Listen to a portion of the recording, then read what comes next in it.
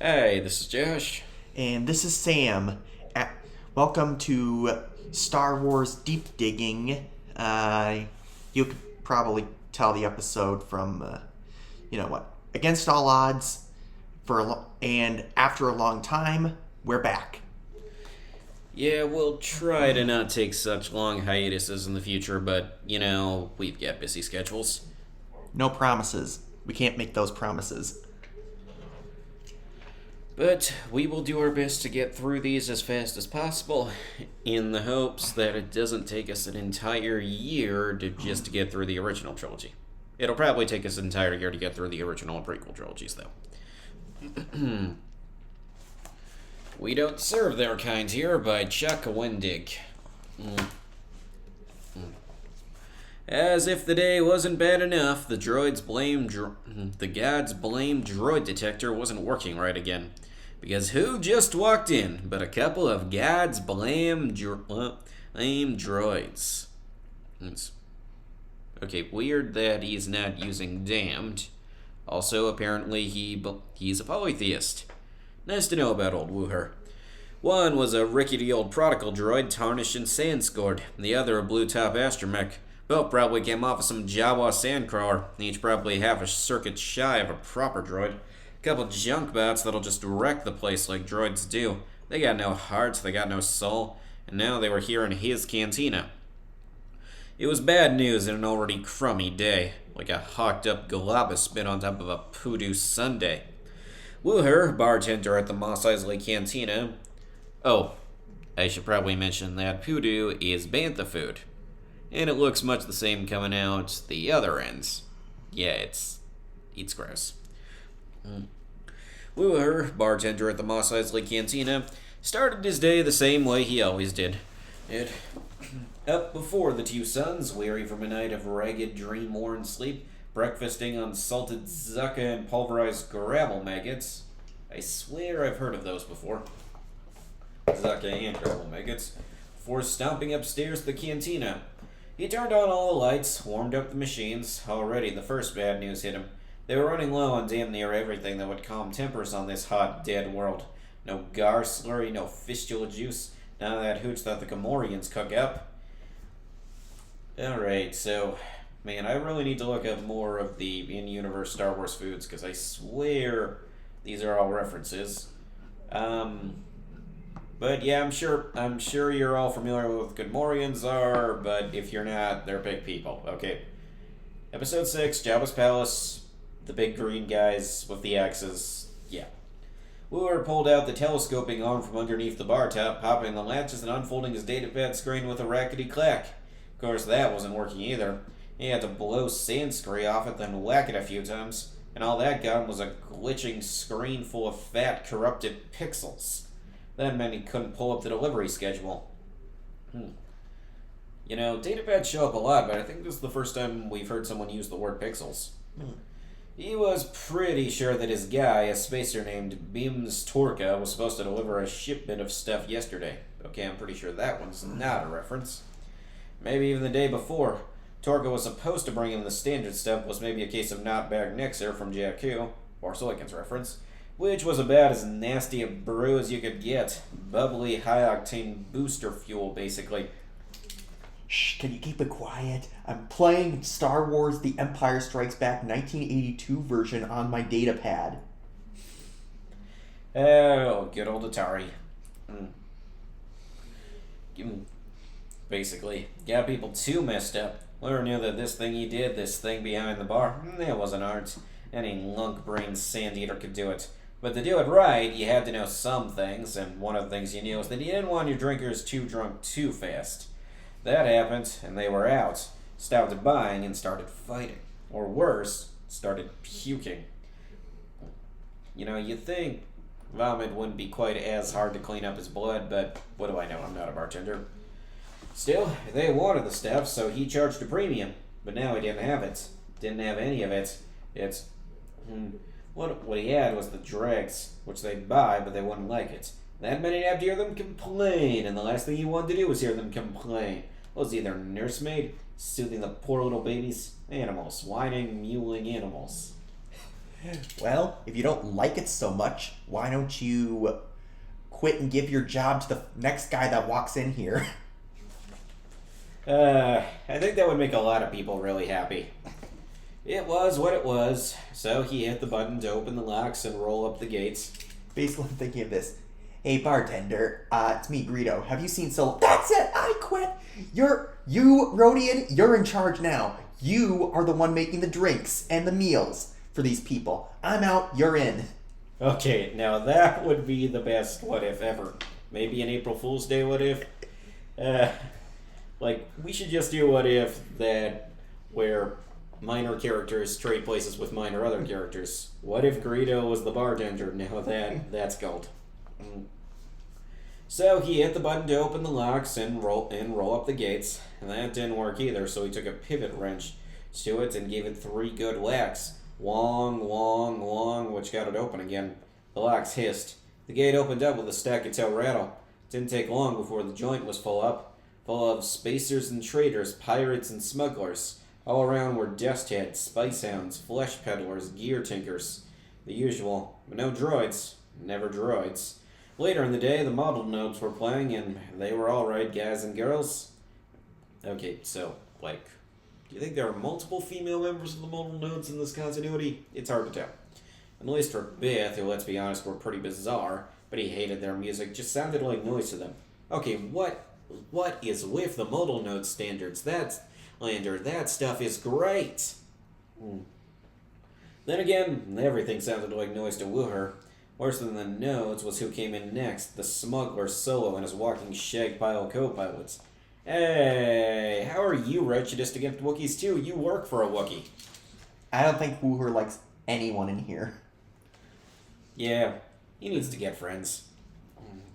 Wooher didn't know where the hair stack came from. He thought those Wookiees were a slave species, but this one didn't look like no slave to Wooher. Again, he works for a Wookiee, how does he not know? But, yeah, Wookiees have an unfortunate tendency to get enslaved, but then again, humans are technically a slave species too. And, so are a lot, by the way. There are a lot of slave species in the Star Wars universe.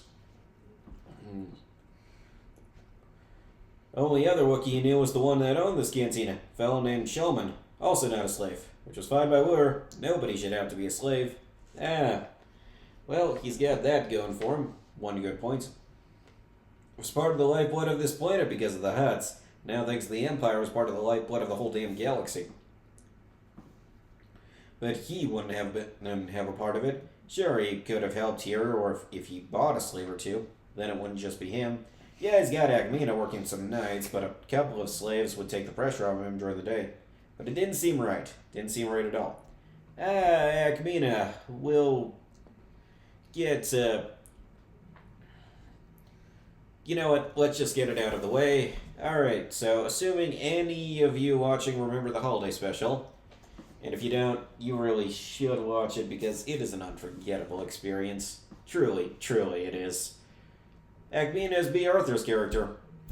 And if you don't remember who that is, which, yeah, fair. The old lady who sings the song that it's hard to tell, but is actually just a remix version of the Cantina Band song.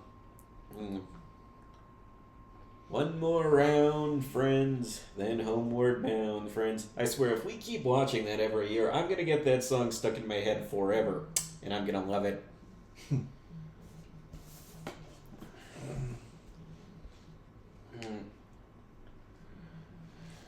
Then again, oh wait, but it didn't seem right. It didn't seem right at all. So then, as Wooher was pumping drinks and ignoring questions, Solo headed over to a dark corner of the cantina, like he was holding court, like he was waiting for something or someone. The big, hairy son of a gun went to the other side of the joint, which seemed strange to Wooher. You got a bowcaster sporting tree trunk bodyguard like that fella, you never let him leave your side. That monster looked like he could snap the head right off your shoulders. Solo, yeah, he looked tough enough, but not Wookiee tough. Last Wooher heard, Solo had debts on his shoulders. Not just any debts, neither. A debt to a Hutt. The Hutt around these parts. Jabba. It's practically the kind of wisdom you'd want to hang on your wall. Never owe Jabba the Hutt anything. Ever. Personally. The question is, once Jabba's gone, who's going to be the big fish these days? Criminal power vacuums never end well for anyone. But there's that Solo, owing Jabba, sitting alone, the Wookiee gone. That was when one of the freaks on the other side of the bar, a guy named Jericho, pulled the smokestem out of his mouth, blew a few vapor rings, and then said as an undeservedly howdy way, "Oh my, somebody is in trouble today." Hey, the weird thing is, Danik Jericho's first name has never been recanonized. At least not yet. But don't worry, we'll get to Danik Jericho is when we get to Tales from the Mos Eisley Cantina, which will be a while. We're only like a fifth of the way through. Maybe like 22%, rough estimate. He looked at his chin to indicate who came through the door. Greedo, the Rhodian, bounty hunter scum. Lord didn't care much for bounty hunters and bail jackers. He went back to the slave thing. People owning other people, but he couldn't close the door to them, unless they were droids. Yeah, that droid detector installed for a damn good reason. Yeah, it's weird how many bounty hunters are droids. Also, I just now noticed the irony of Wooher's prejudice against droids when he also hates slavery, given that it's really inconsistent whether droids are slaves or not. Because, are they sapients? It's inconsistent. It's very inconsistent. If word got around he didn't serve the hunters, he'd get a reputation. And in this world, you don't want a reputation if you want to stay in business. Greedo walked in, looked around, sat down. The Rhodian saw Solo. Solo pretended not to see the Rhodian. That's when Wooher knew. He was going to be cleaning up a real fargan mess soon enough. This was a trap for Solo. Or maybe he thought a trap for Greedo. Wooher figured they'd all find out soon enough. Then he spied that crazy milk-eyed moonbat sitting down. And a guy who called himself Rufo. Rufo had a friend today, a sad-looking Aqualish who Rufo introduced in his growly whine of a voice. "Hey, you! This is my friend Saki. He drinks for free."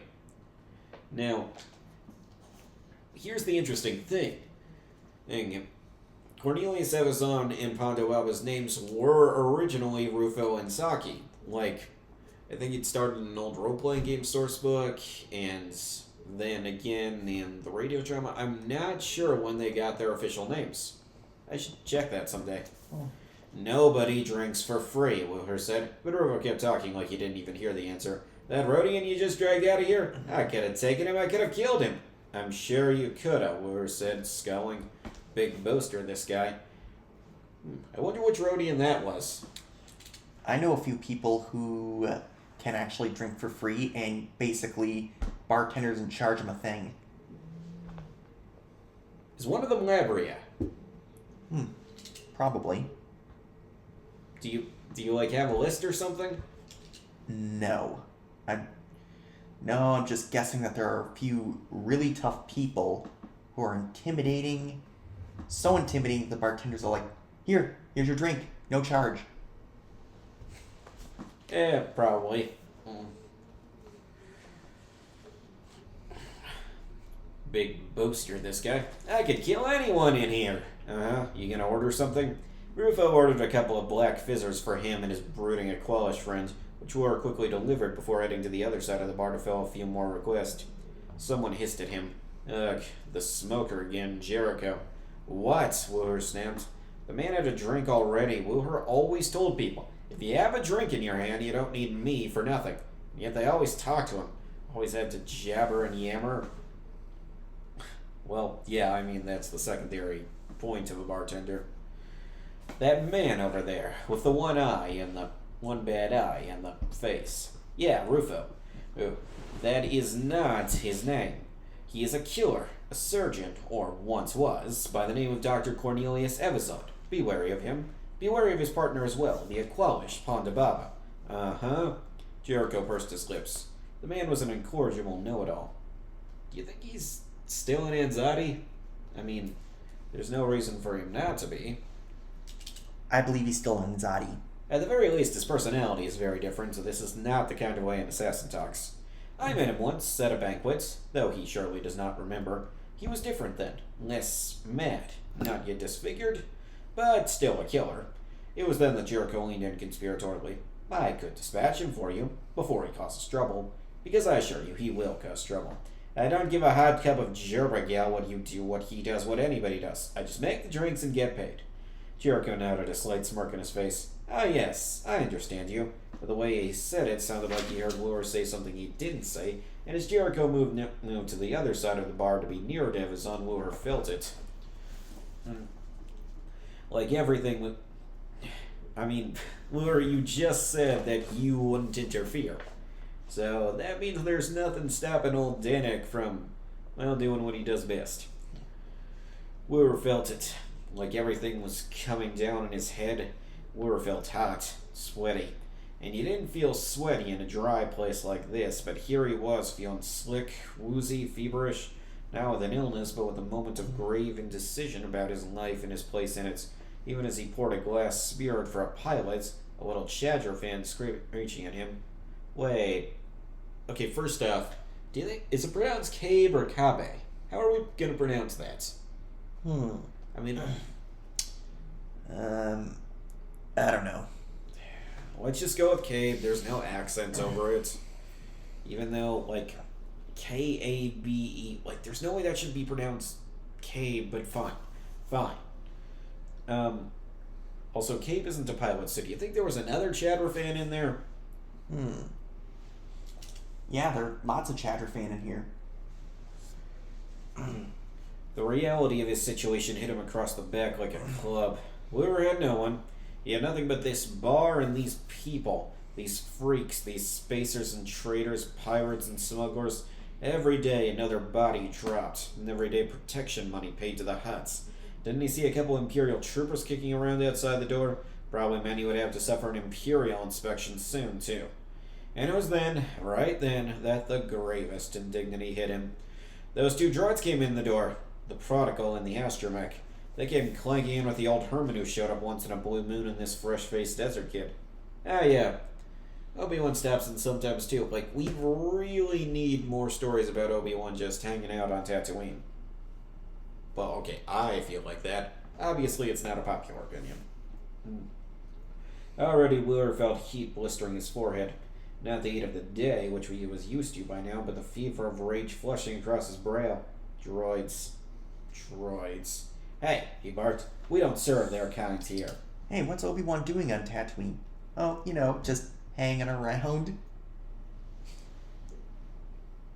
Was that a pun? Yep. Alright, I won't ask you to explain it. The kid looked flummoxed, asked, What? You're droids, he growled. They'll have to wait outside. We don't want them here. The kid looked even more flummoxed, and as the droids tottered back out into the desert heat, Lure had to put his hand out to steady himself against the bar. The memories buffeted him like the winds of a Sirocco storm. By the way, that's Sirocco, not Sirocco. Oh. Damn. I know you wanted to make a KOTOR reference, but no. Wooher, a fresh-faced teen boy, heavy around the belly but spry enough, running down the halls of Arcac Station. I wonder if we'll see that place again. The ground shaking, blaster fire lighting the dark behind him, droids, black and gleaming, moving through the station as they killed the power and executed everyone they found. His parents dead, each peppered with blaster fire, the holes in them still smoldering. The hiss and whisper of pneumatic limbs behind him as droid eyes lit up the black, their blasters leveled at him, ready to fire. He shuddered, suddenly cold. Droids. He hated droids. The Clone Wars taught him that. Yeah. So, this is a nice, way to connect the original and prequel trilogies. Naturally, there would be a lot of anti-droid sentiments that increased when, the Separatists sent droids around to kill civilians and just about anybody they came across. Clankers couldn't be trusted. They were alive as any other, but more powerful, as eternal as their programming would allow, passed from body to body. They were smart, dangerous, no matter what kind of restraining bolt you put on them. They had no mercy the way a man has mercy. They were cold. Insert Terminator reference here. Mom, if you're watching, ask Dad to give you the whole doesn't know pity or remorse or fear speech. I'm sure he remembers it. Killers to the last, or at least the potential to be. considering how many droid revolutions there have been, he's not wrong. Oh yeah, also droids aren't the only things that have no mercy. There are actually people that have no mercy as well. Sith have no mercy. It's a long list, actually. But yeah, the Sith are definitely at the top of it.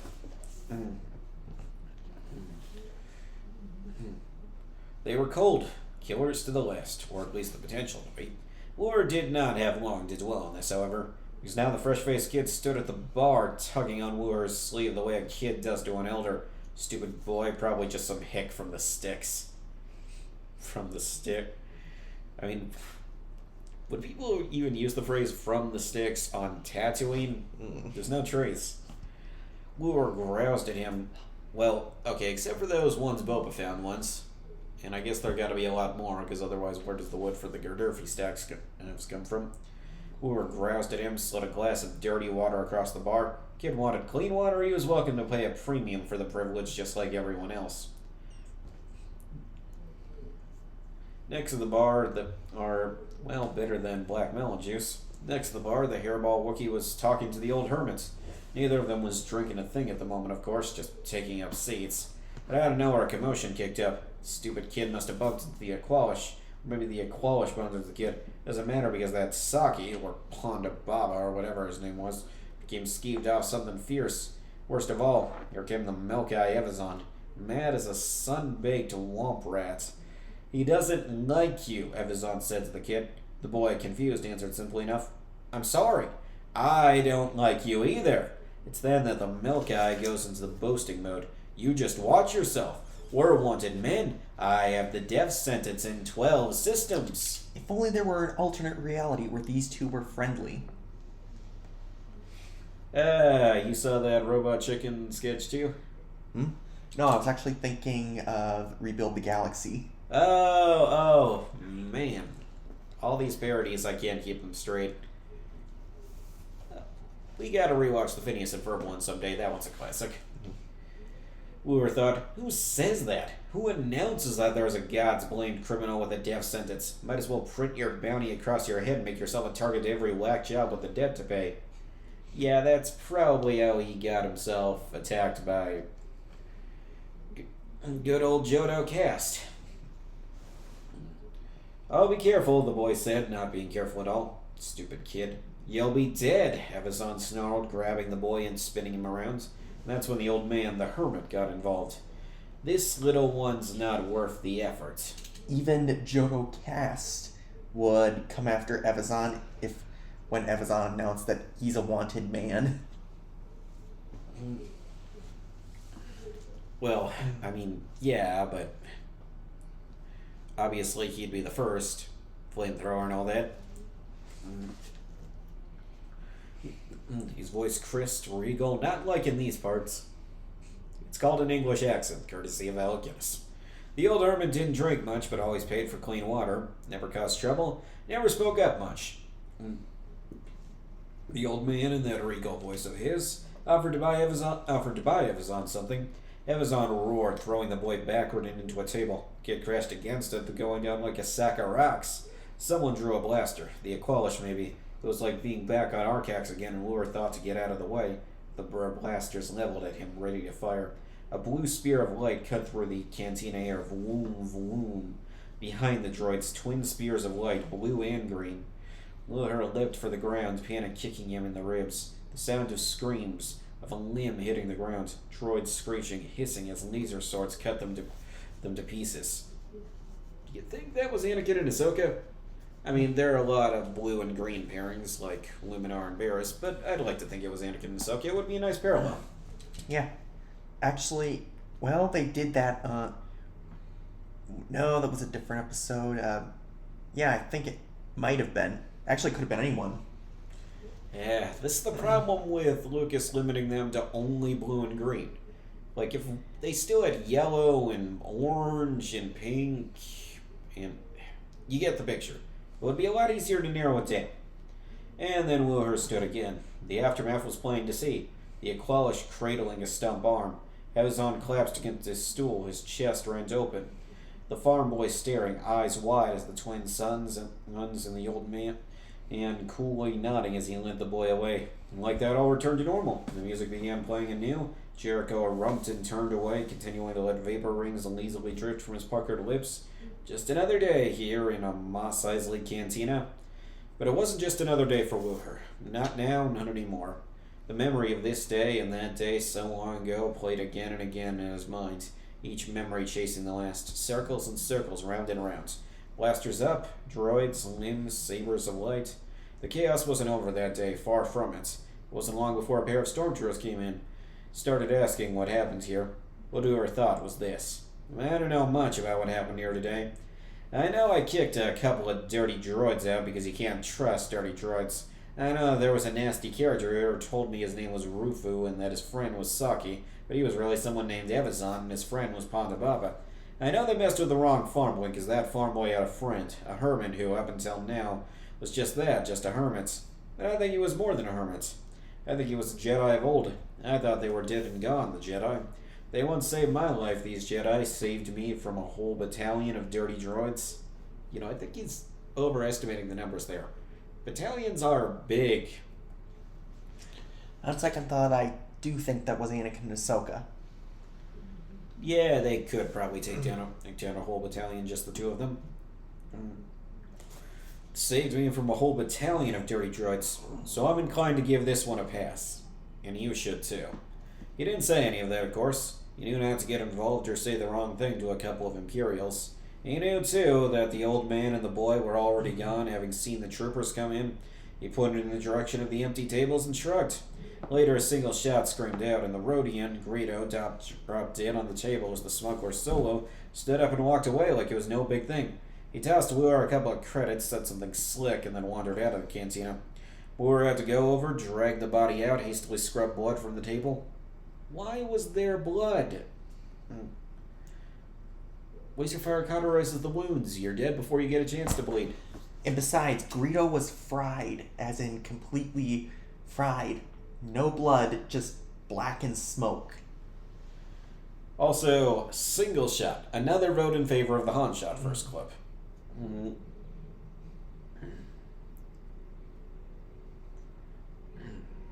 But even as he had those twin memories, today in the cantina and that day on Arcac Station, back and forth, memories chasing memories. Like two scat claws chasing each other's tails. Limbs and sabers, droids and death. Eventually the day wound down. Wooher gave the cantina over to the night shift barkeep.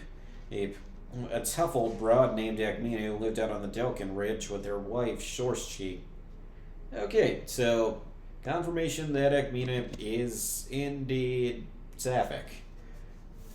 No evidence of that in the old canon, but then again, in the old canon, the only time she showed up outside of the holiday special was in Fate of the Jedi, where she was part of the Sleeper Liberation movement. So, based as always, as the kids say.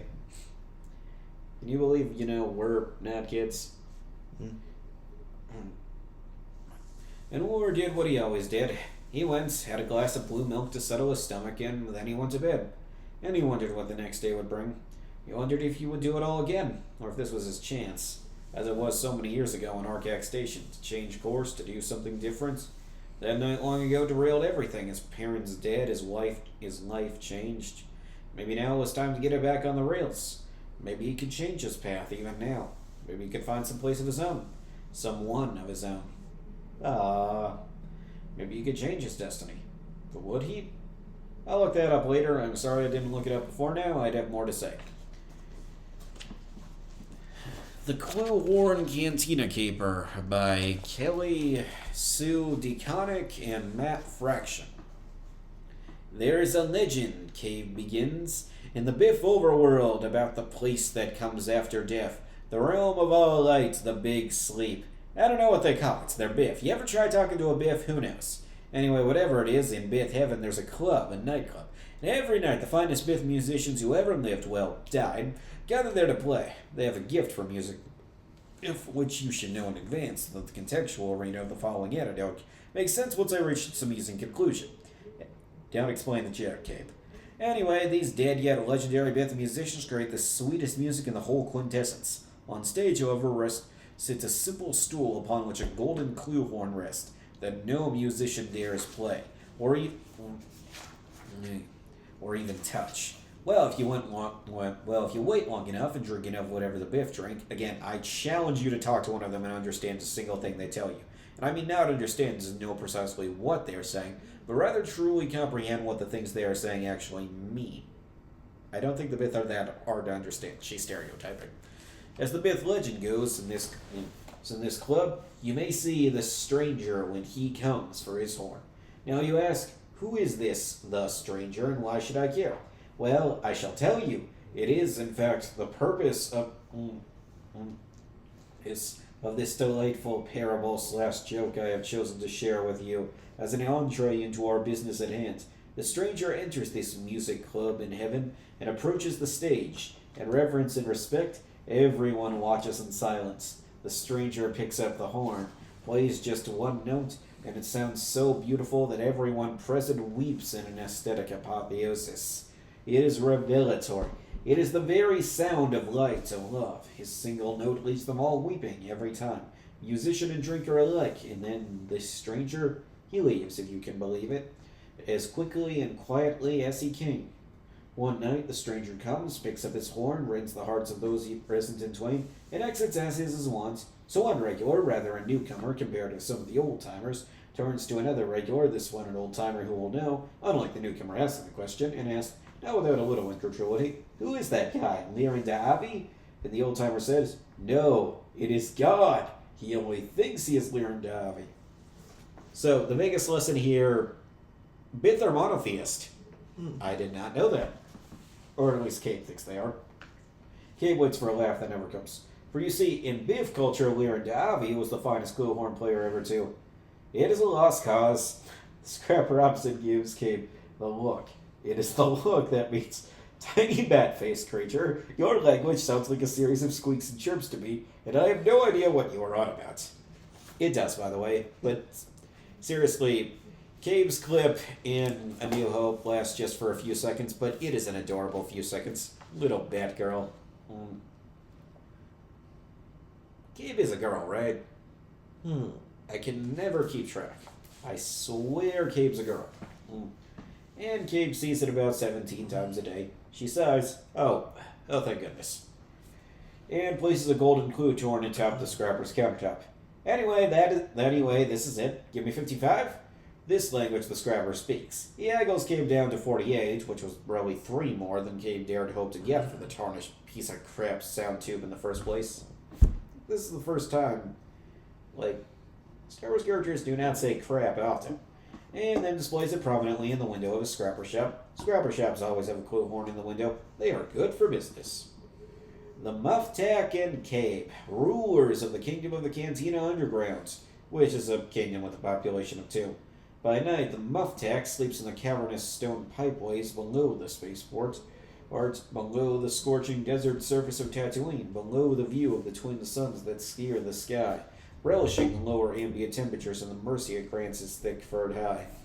Yeah, that's the problem with coming from a snow planet. Moisture sometimes collects on the walls, which they reclaim and sell. Cabe they purified it first. Cabe sleeps in the tunnels because the darkness feels better on her terrible eyes, and because the Muftak sleeps there too. And where the Muftak goes, safety follows. The Muftak and Cabe, a team, squat there together in the dark, waiting for the impossible. That their luck, or the heat, one day will break. During business hours, Muftak and Cabe prowl the dark, cool, cantina, and harvest whatever loot they can from the drunk and damaged denizens scattering around the spaceport. Rolling suckers for loose change, their numerous eyes peeled for an easy picking or whatever else they might pawn.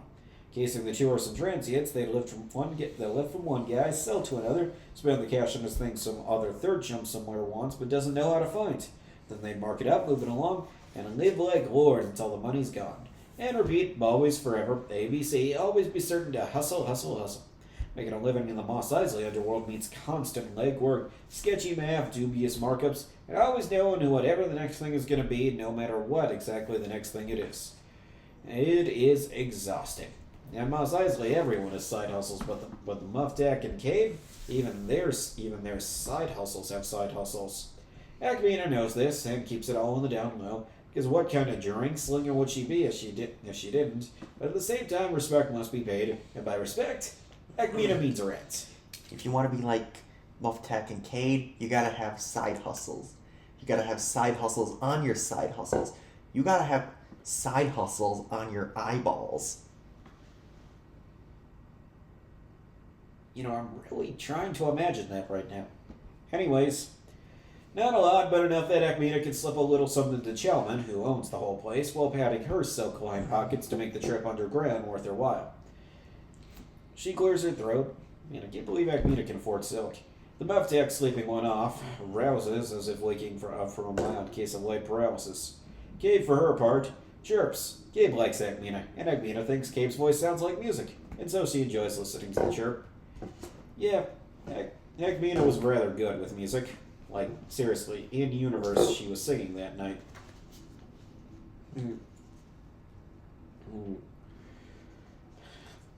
First of the month, my sweet, sweet hairballs, she said, not without some affection, her voice resonating off the cool stone of their lair, echoing into the dark forever. The Muff Deck may have drunk their money away last night. Acmina has a heavy pour for friends. He might have lost the rest of their money, to the Sakian over a dubious hand or 11 of cards. The Sakian, I can't believe they're referencing him specifically. Like, he didn't even get name dropped in Tales from the Mos Eisley Cantina. By the way, if you're wondering what Sakians are, they're like those pointy-eared guys from the Clone Wars. I'll show you a picture later. The Muff Deck can't be certain, although he is in fact very certain. Let us for the moment give him this feint at uncertainty and at least a shred of dignity. One way or the other, Mayo was certainly involved in the Muff Deck exchange of fortune last night. Does Mayo owe money? How does one ask a violence enthusiast like Mayo to pay up? Muff Deck has many questions. Bissons. Green. Cyclops. Iconic. Cabe chirps. The Muff Deck rubs his 4 eyes, trying to reduce the number of patient Acminas waiting for him to pay up. He scratches his head. Hang on, where did I put it? He clicks, hoping the pantomime buys him time.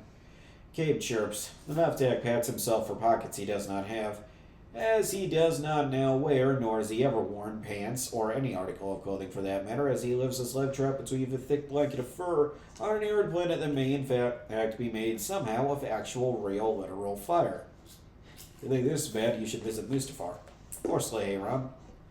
You, the Muff Deck croaks to Cabe, with your thunderous cavalcade of non-stop chattering, shall literally murder me if you dare continue such noise. Have mercy, little friends, for inside my head is a violent, angry beast punishing me for having good luck at the sabacc table last night. The Muff Deck had very bad luck at the sabacc table last night. Yet still Cabe chirps, and what she has chirped this whole time, is this. I have some money. And all 4 of the Muff Deck's eyes give Cabe not the look, but rather the other look. The Muff Deck is the only one who ever gives the other look to Cabe, probably because the Muff Deck is the only one who ever understands Cabe, and the other look means, I know what you are saying, but I do not know what has transpired to compel you to say such thing. Needless to say, after all, this is but a silent look we exchange, for that most fleeting of moments. We shall talk about it anon in more private company. Did he just use the word anon? Cabe sighs and digs out. I'm not going to make a 4chan joke. Cabe sighs and digs out 45. What you got for the horn? Lesser handler's fee and early riser's bonus, of course. And that handler's fees and early riser's bonus is just a few credits?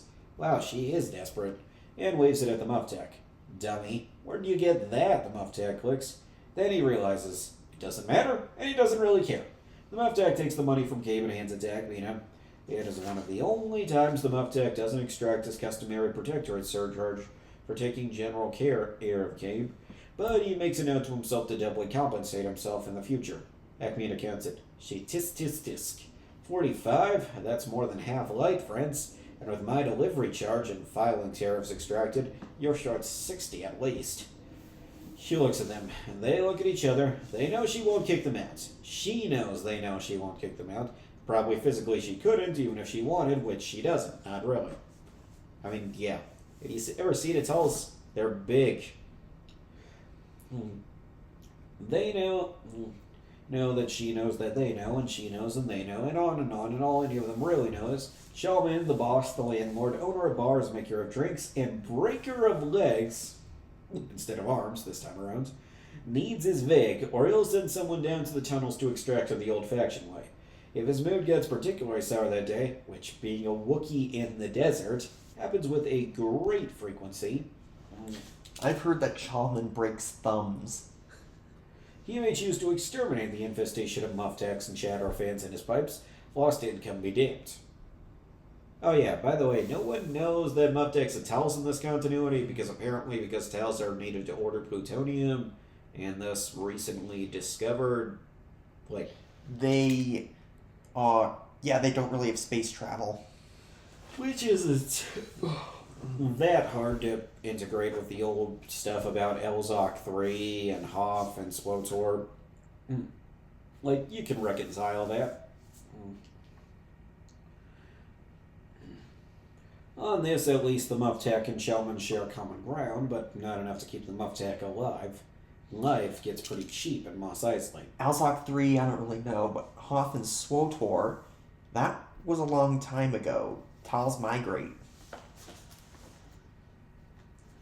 I mean, I think Elzok 3 should at least be referenced due to its appearance in multiple video games. I remember the Republic Heroes level. That was fun. Ayla and Luminar versus Ventress. Classic.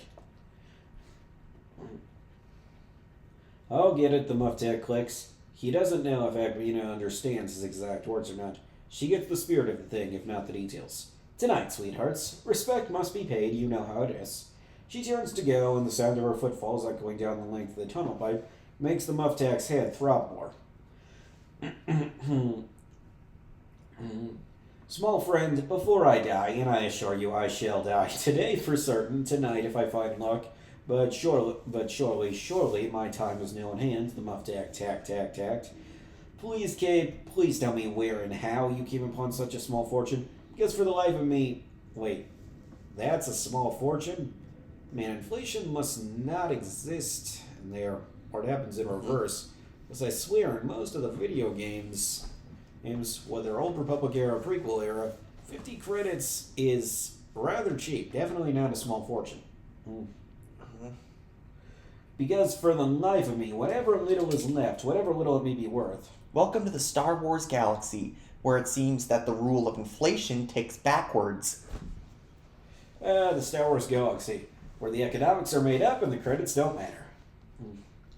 I could have sworn you were in quite the state of financial embarrassment with regard to the liquidity of your resources, and I myself am clearly destitute as well, meaning we, my friends, shall continue our streak of very bad luck unless we find some form of windfall today, which, I don't know, seems pretty unlikely.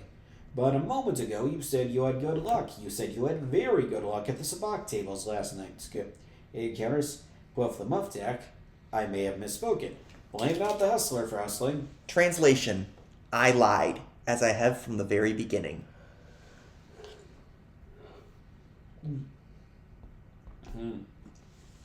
I sold the clue horn of Lurin Karin. Abe speaks. A slight small dim, but a light all the same goes off somewhere inside the Muftak's aching skull.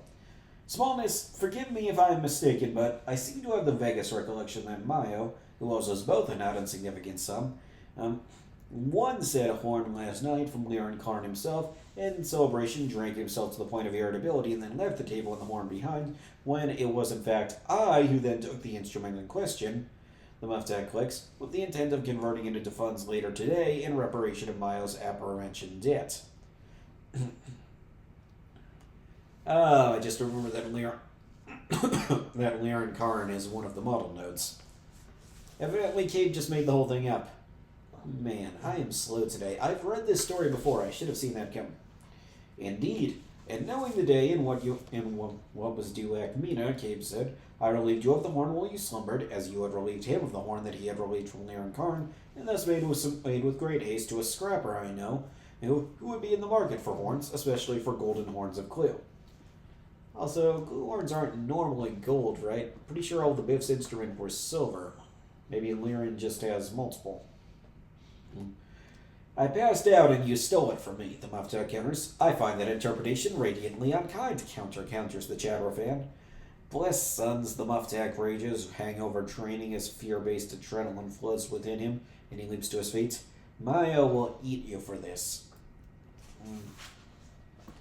Yeah, it's weird that the titles have a reference for sons, like thy son being the son of sons, which really sounds like a title that applies more to Luke, if anything, but anyways. No, Maya will eat you for this, unless he finds out it was I who actually pawned the thing. But that, chirps the small one, is a tomorrow problem. Our today problem is paying rent. Kay bask in her righteousness, and unless she's stealing his stuff, the Muftak finds that Cave is usually right. Lyran Corin trembles with rage, fear, doubts, anxiety, despair, and whatever the word is for the feeling you get when you drank so much and played so poorly at cards that you lost your father's clue horn, which indeed is very much a feeling, and a feeling with a name, but it comes from the Biff, who tend to be the only ones who feel it, and as you don't speak Biff anyway, its name does not matter. I wonder what Biff sounds like in transcribed form. Trust me that this feeling is proper and named and true, albeit rare in its ever being felt, and yet it is felt more than it has ever been felt before by Lyran Karin, the Bith, right now in the Mos Eisley Cantina. And you want me to find this thing for you? Jasper asked the Bith. Jasper is the Sakian, by the way. Yeah, he's unique for Sakian in that he's jet black, like charcoal black. You're a bounty hunter, aren't you? Well, I'm putting a bounty on my father's horn. I lost it to Mile. Mile doesn't have it. He believes that he was in his cups, the thing was stolen from him. In his cups. That's an odd metaphor for drunkenness. His solution to the problem is to scream and growl and look for something to kill. I find that business matters are better handled by businessmen. Indeed. In fact, Mile paid me what he swore was his last credit to hunt whoever it was that dared steal from him in the first place. Of course, if he finds them first, he'd still kill them and thus moot the deal, but you understand. As far as I am concerned, Karin said, the horn stops belonging to Mile once Mile ceased to actually have the thing. It is, as they say, in the wind, and I want it back. You're a businessman, you say. You're in the music business. Without a horn, there is no music, and sans music, you're sans business. How am I to know such a bounty exists? The Sakian asked. As a people, they are nothing if not practical. I need to research Sakians, too. I'm good for it. I'll make good for it, Karin says. After I can play again. 1 session, 1 gig. I'll pay you 200. So the arrangement is for 200, I find a 50 credit horn. 50? How dare you? Do you have any idea who my father was? You don't... This horn, the legend of this, Karin stammers on like this, but all of his protestations fall on tone-deaf Sakian ears. Your problem, you Sakian, is that you have no appreciation of art. The Biffs see the poetry and the mathematics of music. I see the poetry and the mathematics of money. Either way, we both can appreciate the beauty of numbers. So, 200 plus expenses, that is, as they say, music to my ears. Get my horn, I'll get you your money. And allow dear Furious Milo to deal with the interlopers? Exactly, said Karin as the struggling subsides. Wait, interlopers? Plural? Don't worry about it. Jasper rises from his dark little alcove table he thinks of as his regular seat. Yeah, about this treasure hunt that they're going on, you're a bit too late. Some chiss already beat you guys to the treasure. They have a habit of doing that. He already knows what transpired and how and why. He knows, or at least can make an intuitive yet accurate guess as to how this mess with the cool horn began. It isn't terribly difficult, knowing the cohort who frequents this table, but as the only one without a taste for drink, to Jasper, bounty hunter tends to be the one who sees such things first, and if he's stealthy about it, the one who stands to profit. Most people in Mos Eisley think of the place as a port, or a bar, or a bazaar even. Lyran Karin thinks of it as a stage. Jasper knows that, more than anything else, Mos Eisley is a place of business. Hey, stage work is a type of business. The Muftak staggers into the daylight of Tatooine. hating his parents a little more for birthing him into a universe where such unreasonable heat could possibly exist. His name isn't the Muftak, but rather Muftak. Yeah, well, the universe does what I say. The heat does what I say. I created the universe. What's that a reference to? Off topic. Tell you about it later. Alright, we'll get to that. And as for a species, instead of being a Muftak, as most people assume, hence the definition of a definite article as a prefix, Muftak is a Taos who came from Ordo Plutonia, which is really quite far away from Tatooine, and being full of ice and snow and cold things, could serve as a model of the desperate planet's literal or opposites. I think if you mash Tatooine and Ordo Plutonia together, you'd get a planet with decent weather. Yeah. Oh, yeah. How the Muftak, how Atolls came to Tatooine is another story for another time, but needless to say, neither Muftak nor any of the other regulars have ever seen another like him. In fact, if you mash Oro, Plutonian, and Tatooine together, you might get something similar to Alderaan. At some point, Mayo, confused as Mayo often becomes, decided Muftak the Talls was in fact just the Muftak, and it kinda stuck after a while, mostly because Muftak got tired of fighting it. The Muftak does math in his baking, roasting, broiling head, with certain reductions in surcharges, tariffs, consideration taxes, delivery costs, and gratuities. He thinks he can pull together enough to at least live to see the twin suns setting a few more times. First, he must find the smuggler, and then he must find the pig-nosed man, a human, he thinks. Nice meta-reference to how nobody knew if Cornelius Evazan was supposed to be an alien when he first appeared.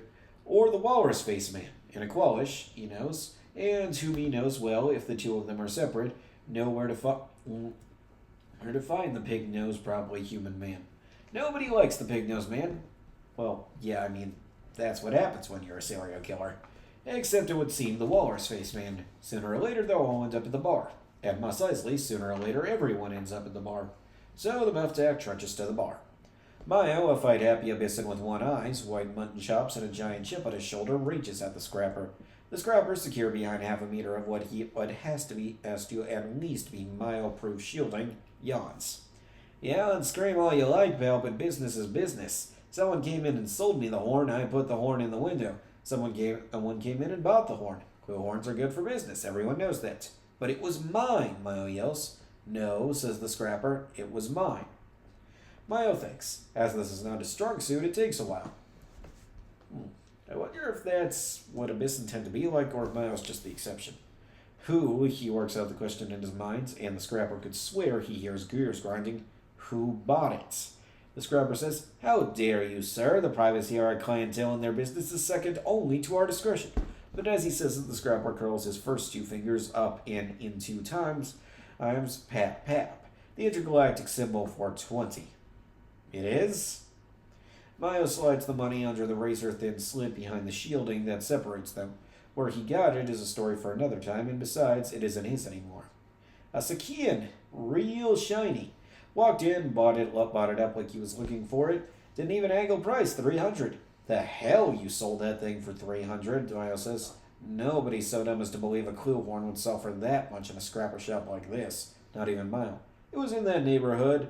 $300, $250, a hundo, somewhere in there. Mayo narrows his eye. And who sold it to you in the first place? Once again, I insist you respect the confidentiality of our customers and blah blah blah. The scrapper says, again doing the little curl of his 2 fingers, meaning, feed me. C-bar. Another 20 goes under the partition. Some little bat weasel? I don't know, like an Ugnaught with a gland issue or something. I thought he was a really airy kid at first. She, snarls Mayo.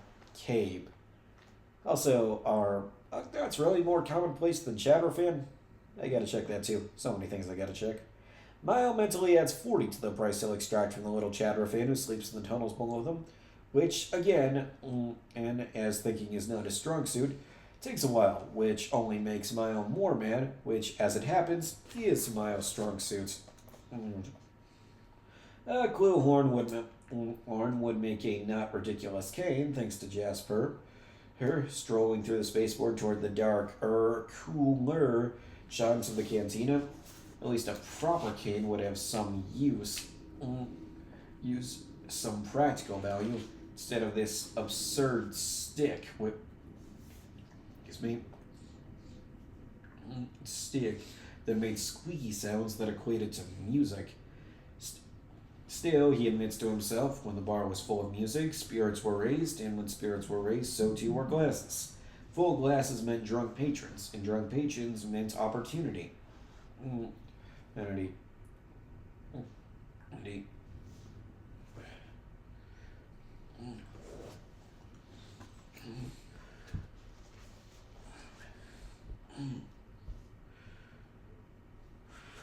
Distracted by these thoughts, Jasper does not realize, as he passes inside the saloon's threshold, that the smuggler and the Wookiee's eyes on the door have drawn on him. He let his guard down for half a heartbeat. Half a heartbeat. Yeah, that was all it took for the smuggler to draw on him. Han Solo was the fastest draw Jasper has ever seen. Yeah, he's the best. You wouldn't shoot a man holding a clue horn, would you? Asked Jasper. That depends, says the smuggler. You wouldn't shoot a man wanted by the hut, would you? Depends on the hut, Han, said Jasper. Depends on how badly he wants the man. You wouldn't hit a man with a clue horn, would you? You hit a man with a clue horn. Well played. Yeah. April Fool's ranking video.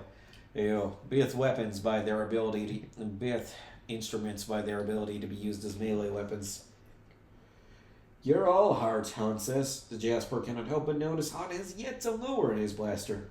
Well, you didn't exactly give a very reassuring... Never mind, I'm just pointing out the obvious. Heart suggests the warmth and kindness one reserves for friends, yet men like us cannot afford to have friends.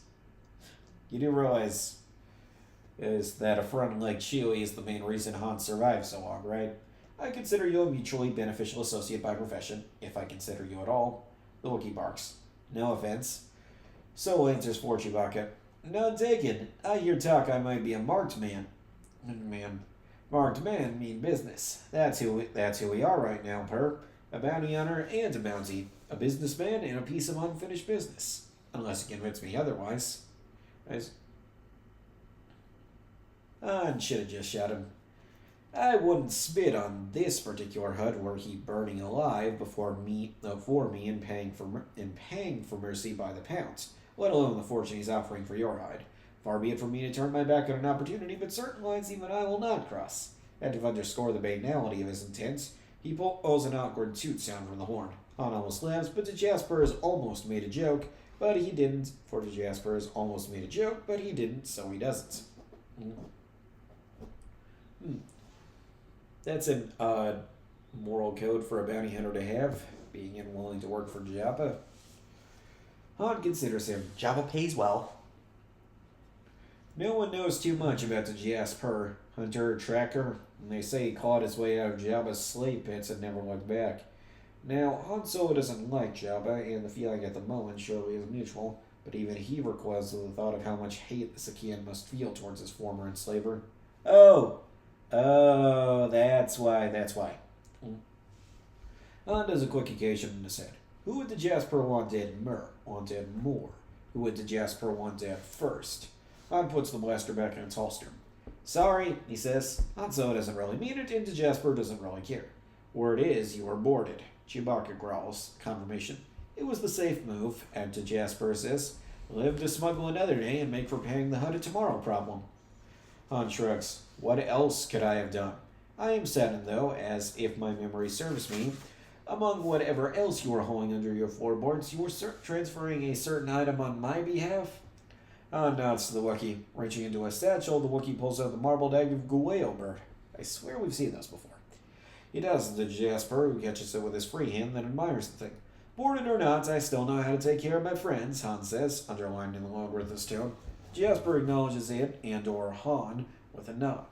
Solo could have dumped the egg along with the rest of his haul, whatever contraband it was, but chose otherwise. It is a small thing, a tiny kindness, a little raw broken here, an import-export regulation flaunted there, and in the face of strict legal penalty, if not actual death. Some chance to take on a mutually beneficial associate by profession, thanks to Jasper. A taste of home, he says, by way of offering a toast, and takes a bite of the egg. And watch your backs. That has gone high enough on your bounties that every boy with a blaster and an itch to make his bones will be aiming to make them with yours. Hod nods, a gesture so small, so subtle, it exists on the verge of being visible. But both knows what has transpired between them, though. What a terrible business decision, thinks Jasper, finishing the egg at his usual seats in his usual alcove, ensconced in the darkness of the bar, for either of them. Alright, this short story goes on for quite a while, so... Yeah, I think we're just gonna leave it here for today.